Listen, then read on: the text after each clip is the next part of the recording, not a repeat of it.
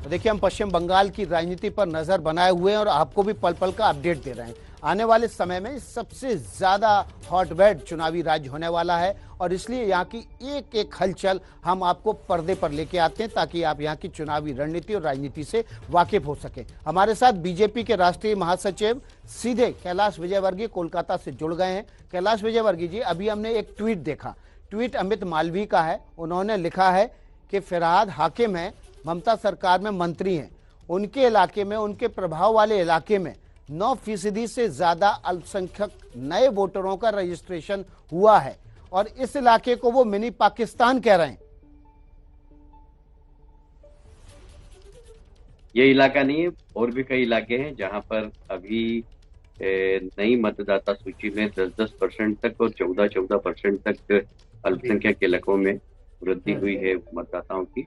और इसलिए चुनाव आयोग को इसमें ध्यान में भी लाएंगे और ऐसी मतदाता सूची जो बन रही है, क्योंकि जो एवरेज से ज्यादा जहां पर नाम पड़े हैं उसके लिए हमारी, क्योंकि कुछ इलाके ऐसे हैं जहां हमारे कार्यकर्ता जा नहीं सकते, इसलिए हम मैन्युअल वहां पर नहीं कर पाएंगे। पर हम चुनाव आयोग से जरूर अपेक्षा करेंगे कि इस प्रकार की अगर मतदाता सूची बन रही है तो कृपया वो मैन्युअल परीक्षण कराएं। लेकिन कैलाश विजयवर्गीय जी, देश के नागरिक भले ही वो अल्पसंख्यक हो या किसी दूसरे समुदाय को हो, अगर वो किसी खास इलाके में रहते हैं, उनकी आबादी वहां ज्यादा है, तो क्या उसको मिनी पाकिस्तान कहना उचित है? सबसे बड़ी शर्मनाक बात है कि ऐसे लोग न सिर्फ मंत्री हैं बल्कि कॉरपोरेशन में एडमिनिस्ट्रेटर भी हैं और सारी अवैध गतिविधियों के संरक्षक हैं। पर दुर्भाग्य है, ये पश्चिम बंगाल है, यहाँ कुछ भी हो सकता है और कुछ भी बोला जा सकता है।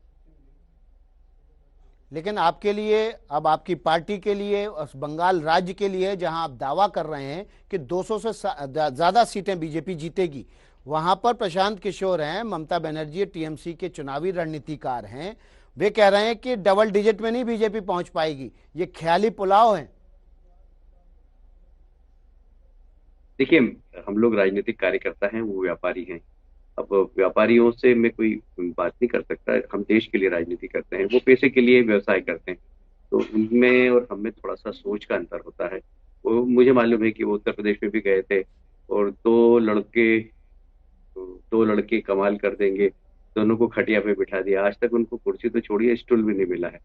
तो ऐसे रणनीतिकारों पे हमारा कोई विश्वास नहीं। हमारे पास देखिए, महाभारत का युद्ध हुआ था और दुर्योधन के पास बहुत बड़ी सेना थी, पर कृष्ण के पास नीति थी। और इसलिए पांडव वहां पर इसलिए जीते कि उनकी नीयत थी, नीति थी। हमारी नीयत है देश की रक्षा। हमारे लिए गर्व की बात है कि हमारे देश के प्रधानमंत्री नरेंद्र मोदी जी हैं और नरेंद्र मोदी जी ने पार्लियामेंट में एक बहुत बड़ी बात कही थी, इसको समझने वाली थी। हमारे लिए देश पहले है, दल बाद में। हम कुर्सी के लिए राजनीति नहीं करते, हम देश के लिए राजनीति करते हैं। बंगाल में हम राजनीति कर रहे हैं तो देश के लिए कर रहे हैं, क्योंकि बंगाल जिस तरीके से सीमावर्ती प्रदेश है और यहाँ घुसपैठियों और घुसपैठियों के साथ आतंकवाद, अवैध हथियार, फेक करेंसी जो आ रही है, वो देश में, ये देश की आंतरिक सुरक्षा के लिए बहुत बड़ा खतरा है।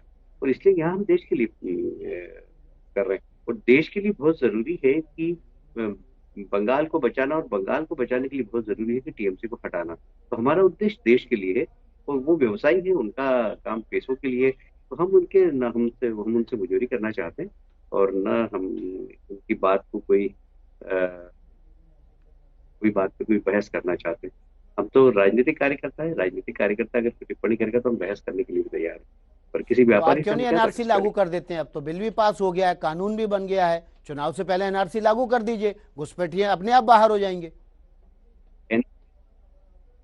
एनआरसी का तो हमने कभी कहा नहीं। हमने सीए का जरूर कहा और सीए के लिए लागू करने की हम प्रतिबद्ध है। बंगाल में भी एनआरसी की कोई चर्चा नहीं है, सीए की चर्चा है। सीए के लिए हम प्रतिबद्ध हैं, हम लागू करेंगे। और वे लोग जो पड़ोसी देशों में धार्मिक प्रताड़ना के कारण शरणार्थी बनकर हमारे देश में आए, उनको हम नागरिकता देंगे और नागरिकता देने के लिए वचनबद्ध हैं।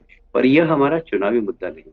मैं बहुत साफ कहना चाहता हूँ विकास जी, हम इसके माध्यम से चुनाव नहीं जीतना चाहते हैं। चुनाव जीतना चाहते हैं नरेंद्र मोदी जी के नेतृत्व में। और सोनार बांग्ला और बंगाल के अंदर जो माफिया राज है, जो कोयला माफिया, जो गाय माफिया, जो गोल्ड माफिया, जो सैंड माफिया, जो सिंडिकेट राज, जो एक हिंसा की राजनीति है, हम उसको समाप्त करने के लिए यहाँ पर राजनीति कर रहे हैं, और विशेषकर देश के आंतरिक सुरक्षा के लिए भी हम यहाँ पर सरकार बनाना चाहते हैं। हम कुर्सी के लिए सरकार नहीं बनाना चाहते। हम हमारा कोई मुख्यमंत्री बन जाए तो उससे हमको कोई फर्क नहीं पड़ता। मुख्यमंत्री तो बहुत सारे हमने देख लिए है, प्रधानमंत्री हमारा है, पर बंगाल एक अलग प्रकार का प्रदेश है, अलग प्रकार का हमारा एजेंडा है, और हमारा मानना है कि यहाँ पर हम देश के लिए काम करें। लेकिन टीएमसी पूछती है भाई आपका चेहरा कौन है, कौन मुख्यमंत्री होगा, किसको आप जीत जाएंगे तो मुख्यमंत्री बनाएंगे। ममता बनर्जी के सामने आपका चेहरा कौन है प्रदेश में, वही तो वो तो आप बता नहीं पा रहे हैं। देखिए, हमारे पास नरेंद्र मोदी जी इस देश के प्रधानमंत्री एक बड़ा चेहरा है। उनके नेतृत्व में जो भी खड़ा होगा वो अच्छा काम करेगा। हरियाणा में हम चुनाव में गए थे तो आपने विकास जी पूछ लिया था कि आपका चेहरा कौन है, तो मैंने कहा था कि जो चेहरा बनेगा वो अच्छा काम करेगा, क्योंकि भारतीय जनता पार्टी का कार्यकर्ता कोई भी हो, यदि वह एक अच्छे नेतृत्व के, एक अच्छे आशीर्वाद दाता के साथ काम करता है तो अपने आप अच्छे काम करने लगता है। मनोहर लाल जी खट्टर हरियाणा के अंदर जीवन के अंदर पहला चुनाव लड़े और मुख्यमंत्री बन गए। हरियाणा में उन्होंने विकास किया, एक ईमानदार मुख्यमंत्री के रूप में उनकी पहचान है। योगी जी कभी मंत्री नहीं रहे, सांसद रहे और सीधे मुख्यमंत्री बने, और आप देखिए वो कितना बेहतरीन काम उत्तर प्रदेश में कर रहे हैं। तो चेहरा क्या होता है कि चेहरा कोई भी हो, हमारी आइडियोलॉजी, हमारी विचारधारा, हमारी हमारा नेतृत्व जो केंद्र के अंदर है, चाहे वो नरेंद्र मोदी जी हो, चाहे वो अमित शाह जी हो, चाहे नड्डा जी हो, उनके मार्गदर्शन में कोई भी काम करेगा तो मैं समझता हूँ अच्छा ही काम करेगा। वर्तमान व्यवस्था को तो बहुत अच्छा करेगा, ऐसा मेरा मानना है। और इसलिए कल अमित शाह जी ने भी कहा कि इसी भूमि के पुत्र को हम मुख्यमंत्री बनाएंगे, तो कोई भी बन सकता है। इसलिए हमारे यहाँ बहुत सक्षम कार्यकर्ता है। लेकिन वो सक्षम कार्यकर्ता कौन है, एक दो तीन अगर मैं नाम आपसे जानना चाहूं कि इनमें से कौन मुख्यमंत्री होगा, इनमें से कौन चार पांच चेहरे होंगे जो मुख्यमंत्री के दावेदार होंगे। आप जिनको पहचानते हैं, विकास जी बंगाल में वो समझ लीजिए मुख्यमंत्री बन सकता है और अच्छा काम करेगा। शुभेंदु अधिकारी भी हो सकते हैं मुख्यमंत्री।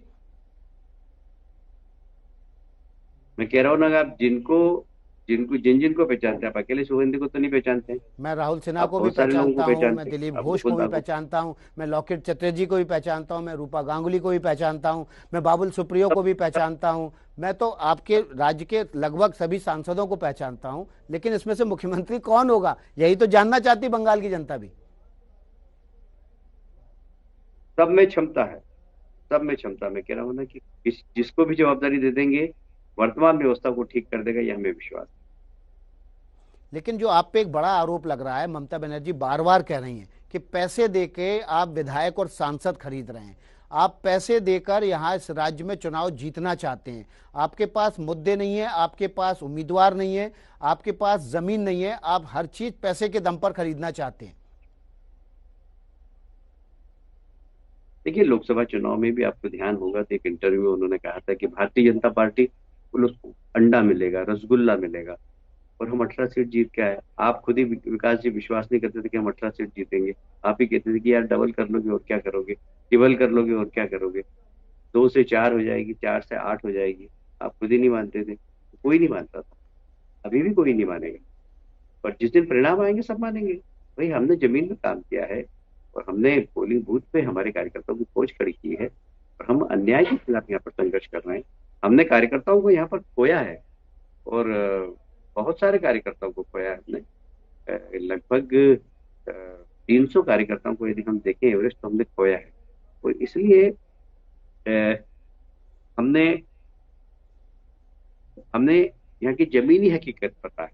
और सत्ता जी जो कह रही वो सत्ता के मद में, अहंकार में मस्त है, इसलिए वो कुछ भी कह सकती है, हम उनकी बराबरी भी नहीं कर सकते। लेकिन ये तो दिख रहा है कि आप अधिकारियों को वहां पर भयभीत करना चाहते हैं। जब आपके काफिले पर, जेपी नड्डा के काफिले पर हमला हुआ तो वो अधिकारी जो मौके पे मौजूद नहीं थे, निश्चित रूप से लॉ एंड ऑर्डर की सिचुएशन है, लेकिन आज तक ऐसा भी नहीं हुआ कि किसी नेता पर हमला हुआ हो उस राज्य के प्रवास के दौरान और उसको सेंट्रल ने रिकॉल कर लिया हो, डेपुटेशन पे बुला लिया हो। ममता बनर्जी कह रही है कि आप अधिकारियों को दबाव में लेकर उनसे अपने पक्ष में काम करने का दबाव बना रहे हैं। विकास जी, आप तो दूर से देख रहे थे, शायद आप मेरी कार में बैठे होते तो आपको ऐसा लगता है कि मौत सामने खड़ी हुई है। जिस तरीके से हमला हुआ ना, ऐसा हमला वो कभी तस्वीरें देश मैंने में, देखी थी और प्रजातांत्रिक आपने देश में नहीं होता है। हाथ अड़ा के रोकने की कोशिश की थी, आपकी कोहनी पर भी चोट लगी, सीरिया लेकिन उसके बावजूद कभी ऐसा नहीं नहीं, हुआ कि सीरिया वगैरह में अधिकारियों को डेपुटेशन पर जबरन सेंटर ने बुलाया हो। और इसलिए ममता बनर्जी आरोप लगा रही हैं कि आप अधिकारियों को डरा रहे हैं। नहीं नहीं, डराने वाली कोई बात नहीं। आप अगर हिंसा की राजनीति करोगे, आप किसी को कुछ, भारत के संविधान को कुछ नहीं मानोगे, आप सिर्फ हमने जो कहा वही सही, न खाता न बही, अगर इस प्रकार राज करोगे तो इस देश के अंदर कानून का राज होना चाहिए।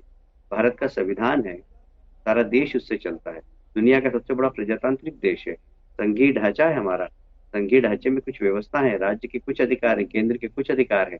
भले ही पहली बार हुआ हो, आप ऐसा कह रहे हैं, मुझे याद नहीं है, मुझे लगता है कि ऐसा कई बार हुआ होगा, पर पहली बार भी हुआ है तो केंद्र सरकार ने क्या गलत किया?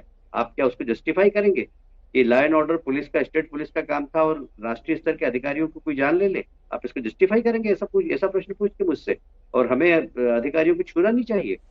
आप क्या प्रश्न पूछना चाहते हैं? आप क्या क्या कहना चाहते हैं? आप ये कहना चाहते हैं कि जो हुआ वो बहुत सही हुआ और केंद्र सरकार गलत कर रही है, जो पथरा हुआ वो बहुत सही हुआ? आप ऐसा ऐसा ऐसा ऐसा ऐसा आपका मत है क्या? ये तो टीएमसी मैं आरोप लगा समझता हूँ रही है, कि टीएमसी आप कह रही है, सीरिया, टीएमसी लगातार कह रही है कि आप अधिकारियों को भयभीत कर रहे हैं। उनसे वहां पर जो घटना हुई वो ठीक नहीं थी, उचित नहीं थी, उसको जस्टिफाई नहीं किया जा सकता, लेकिन अधिकारियों को आप दबाव में लेना चाहते हैं। ये टीएमसी का आरोप है, हमारा आरोप नहीं है। नहीं तो इसका क्या अल्टरनेट हो सकता है कि अधिकारियों से पूछने का अधिकार केंद्र सरकार को नहीं है? वो कुछ भी करते रहे, मनमानी करते रहे। 24 घंटे पहले जब उनको जानकारी देती कि वहां 10,000 लोग इकट्ठे हुए और भारतीय जनता पार्टी के राष्ट्रीय अध्यक्ष वहां जाएंगे, उसके बाद भी यदि लॉ एंड ऑर्डर प्रदेश सरकार ठीक नहीं कर सकती तो खाली अधिकारियों को बुलाए। मेरा व्यक्तिगत मत है कि सरकार भंग कर देना चाहिए। आप कैसी बात कर रहे हैं? इसको आप छोटी घटना मान रहे हैं? एक लेकिन राष्ट्रीय आपकी पार्टी की राजनीतिक सरकार है, वो तो दल आपकी के सुन ही नहीं रही है। आपके टॉप टू बॉटम बंगाल के सभी नेता, आप बंगाल के प्रभारी, सब लगातार पिछले 6 महीने से मांग कर रहे हैं। आपके 300 कार्यकर्ता मारे जा चुके हैं, लेकिन उसके बावजूद आपकी सरकार नहीं सुन रही है, राष्ट्रपति शासन नहीं लगाया जा रहा है। देखिए, ये सरकार, हम राजनीतिक दल के कार्यकर्ता, हम सरकार नहीं, पहली बात तो ये आपको साफ बता दें। हमें ऐसा लगता है कि यहाँ पर राष्ट्रपति शासन होना चाहिए, पर अगर सरकार को नहीं लगता है, और हम सैद्धांतिक रूप से, हमने कभी ही भी चुनी हुई सरकार को गिराने के पक्ष में भारतीय जनता पार्टी नहीं रही। भारतीय जनसंघ के जमाने से हमारा ये मानना है कि चुनी हुई सरकार को काम करते देना चाहिए पूरे 5 साल। पर कभी कभी परिस्थितियां ऐसी दिखाई देती है कि यहाँ पे लॉ एंड ऑर्डर है ही नहीं, या भारत का संविधान चलता है कि नहीं चलता है किसी को पता नहीं।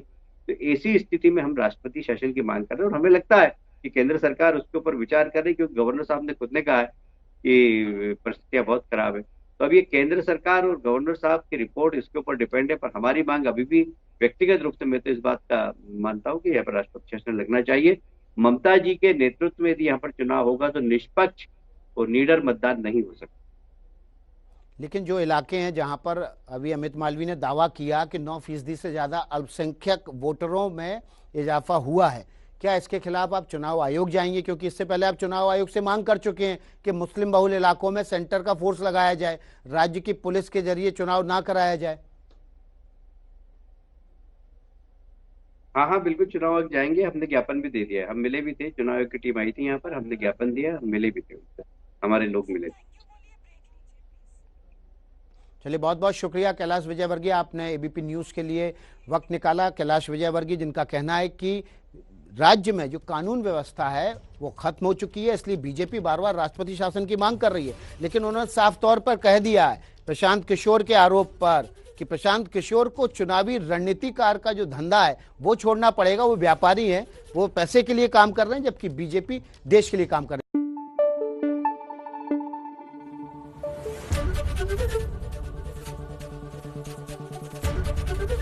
एबीपी न्यूज आपको रखे आगे।